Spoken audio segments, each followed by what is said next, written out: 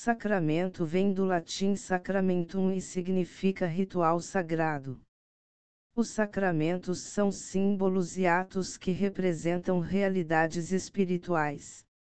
Jesus Cristo instituiu os sacramentos e são sinais eficazes de um Deus que age e encarrega a Igreja de administrá-los. Um meio visível que torna eficaz uma ação invisível de Deus. Por meio deles, transmitimos o divino para a humanidade.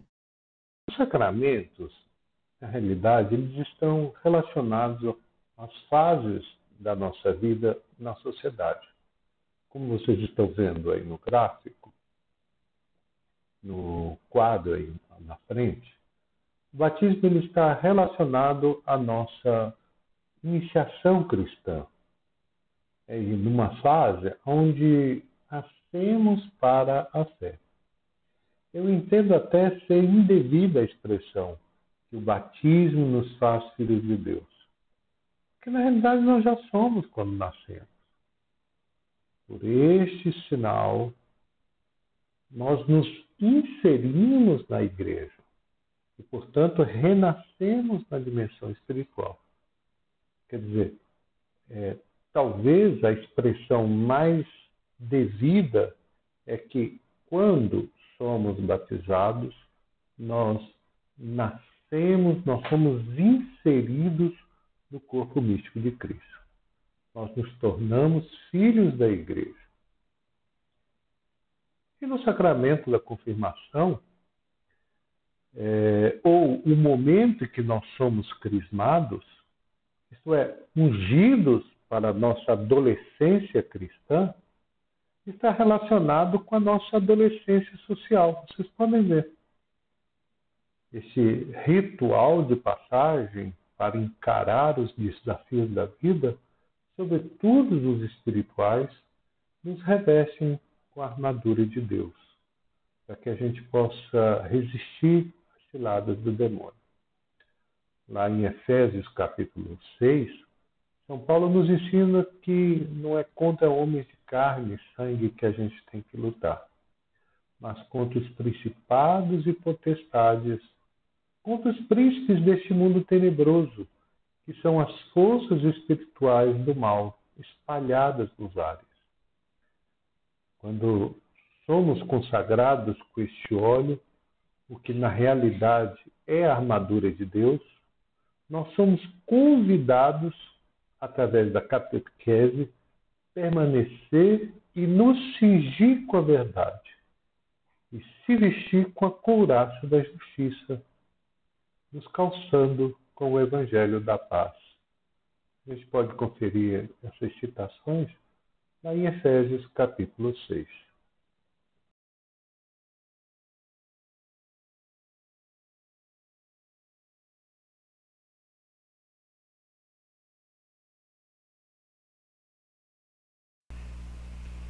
Ninguém conseguirá seguir adiante nesta luta espiritual sem alimentar-se. Deus nos fortalece com o sacramento da Eucaristia. Viver em comunidade exige se alimentar e até nutrir os membros mais débeis do corpo místico de Cristo.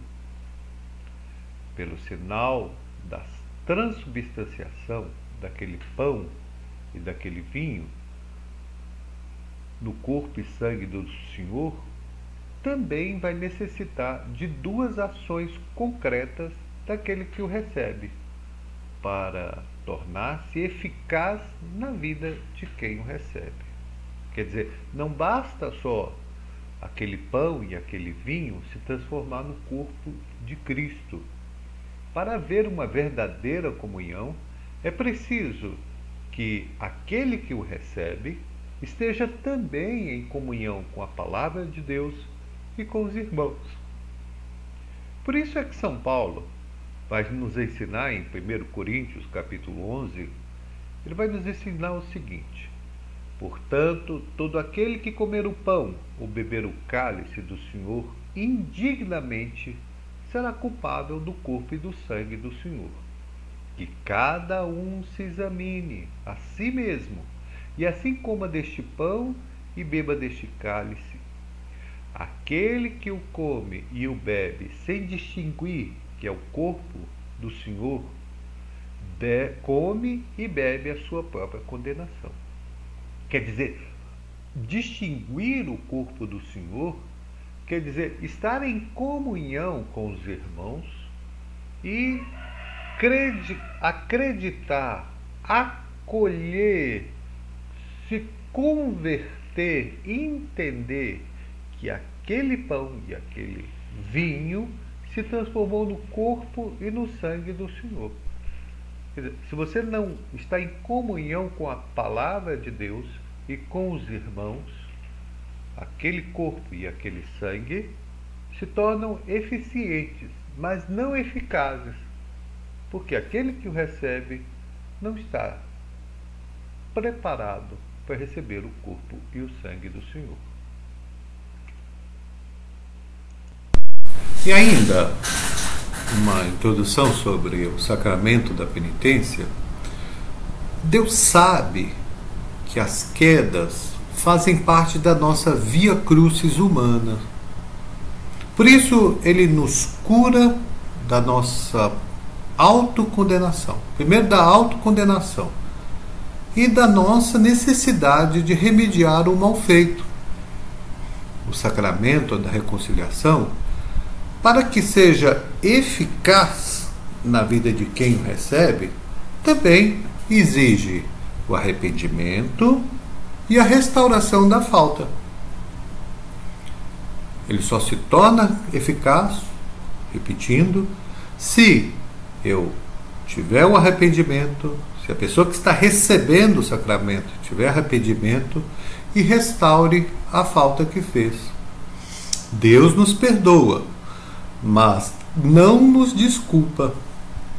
Assim como a sociedade necessita ser ressarcida. O pecado é o mal para si e para o próximo. Aí está o lindo do sacramento de cura e libertação, que é o sacramento da penitência, o sacramento da reconciliação, que muitos chamam, ou o sacramento da confissão.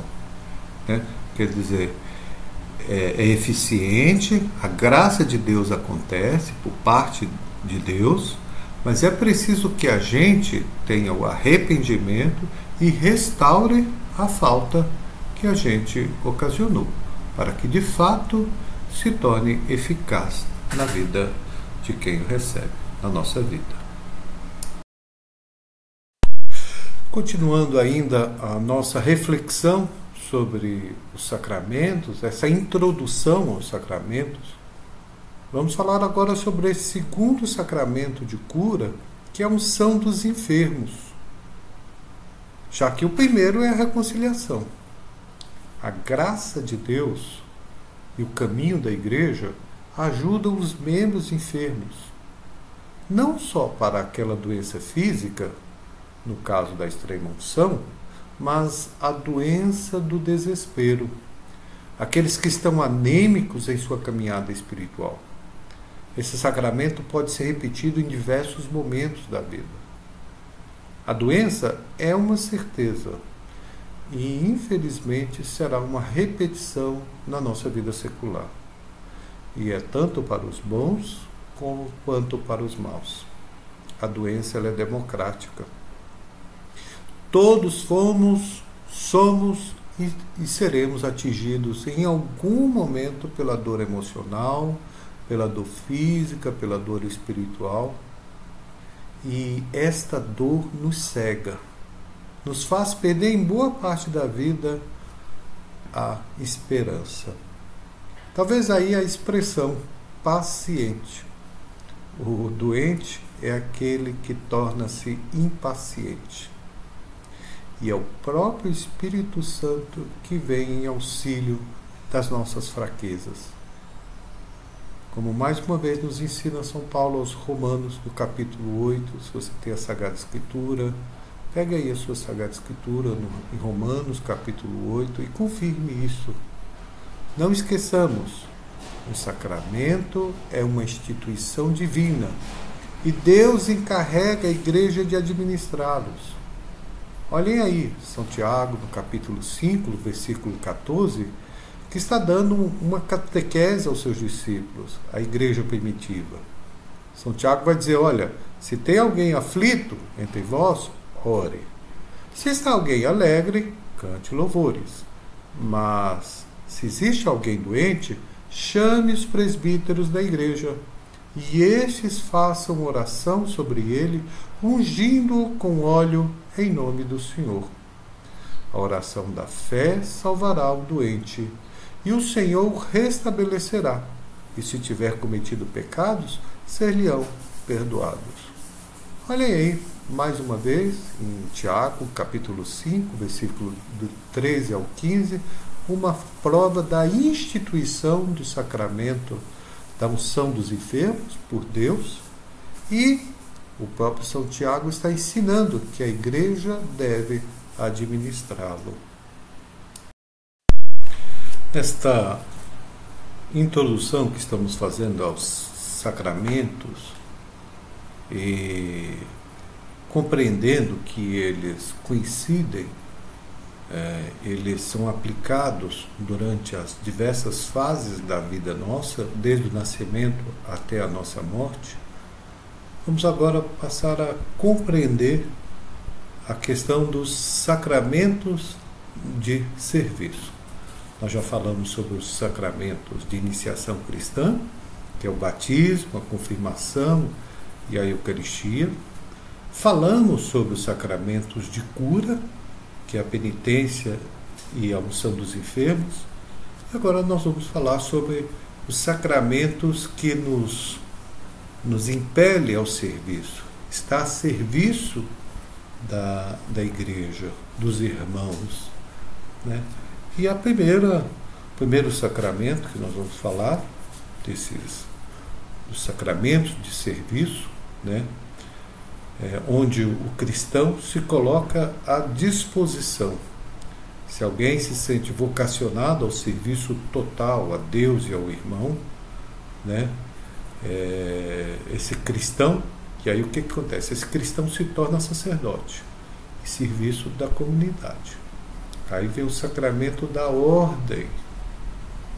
É um dos grandes sacramentos de serviço da comunidade.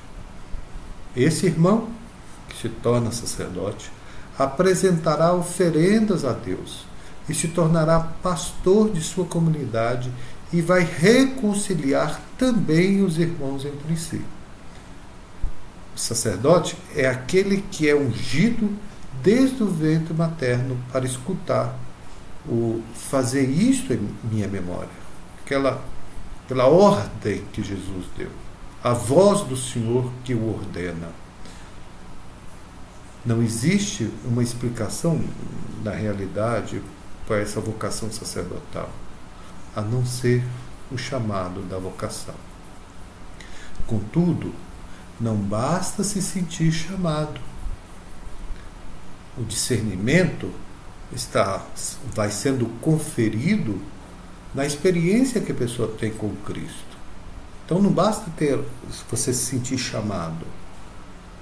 O discernimento ele vai estar sendo conferido pela experiência pessoal que a pessoa tem com Cristo, pela larga convivência com a comunidade, e também não pode ser um recém-convertido. O sacerdote ele tem que ser uma pessoa sóbria, ele tem uma boa reputação, tem que ser alguém que lidera bem a sua família. Porque o próprio Timóteo vai dizer em sua primeira carta, no capítulo 3, versículo 4, ele diz assim, olha, se ele não consegue manter sua casa em ordem, como irá conseguir cuidar da igreja? Então o sacerdote é aquele que está a serviço da comunidade, para oferecer, para fazer oferendas, perdoar pecados e dividir o pão da palavra com seus irmãos.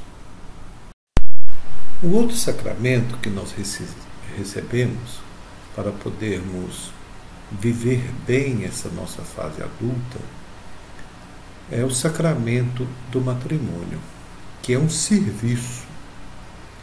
A decisão de constituir uma família por parte de um homem e de uma mulher não deve ser apenas um consórcio civil entre partes para o cristão. É mais do que isso, é uma vocação, é um chamado de serviço e aquilo que Deus une, nada deve separá-los, a não ser em caso de falso matrimônio, como afirmou Jesus em João capítulo 19:9. Mais à frente nós vamos refletir pastoralmente cada um desses sacramentos. Vamos até lá. O que é um sacramental? São sinais sagrados para santificar os ambientes e circunstâncias da vida, instituídos pela Igreja e que também preparam as pessoas para receber o fruto dos sacramentos. São as inúmeras bênçãos aplicadas. B. A palavra sacramental significa semelhante a um sacramento. Os sacramentais são sinais sagrados, de dois tipos: objetos, medalhas, crucifixos, rosários, escapulários e orações. Os sacramentais estão presentes nas bênçãos, alimentos, oficinas, casas, carros, imagens, máquinas, campos, doentes, nas consagrações, igreja, altar, cálice, virgem, criança após o batismo, esposa, esposo, e nos exorcismos. Os sacramentos têm como fim produzir a graça que significam. Os sacramentais apenas dispõem o sujeito para receber a graça, conseguem graças atuais e obtêm outros efeitos. 4 elementos essenciais. Matéria: elemento sensível do sacramento, portanto a parte física usada pelo ministro. Fórmula: falas e orações durante o sacramento. Intenção: que é a vontade do ministro em repetir naquele momento o que a Igreja sempre fez. Ministro: o meio humano instituído pelo Cristo e determinado pela Igreja. De uma forma geral, se nós analisarmos os 7 sacramentos, devemos então encontrar alguns itens. Primeiro, a matéria. Todo sacramento tem uma matéria, por exemplo, o batismo é a água, a confirmação é o santo crisma, e assim por diante. Todo sacramento tem que ter uma forma, aquilo que nós habitualmente chamamos de fórmula. Tem que haver uma série de palavras mínimas para que haja a validade do sacramento. Todo sacramento tem que ter ministro. Sim, alguns sacramentos o ministro precisa ser validamente ordenado, em outros sacramentos não. Ou seja, o próprio fato de o batismo poder ser administrado até mesmo pelos pagãos, não é? Pois bem, além disso, deve haver a questão da intenção do ministro. Como é que o ministro faz esse sacramento? E a Igreja colocou uma intenção mínima. Ou seja, a intenção mínima é aquela de fazer aquilo que a Igreja sempre fez. Eis aí.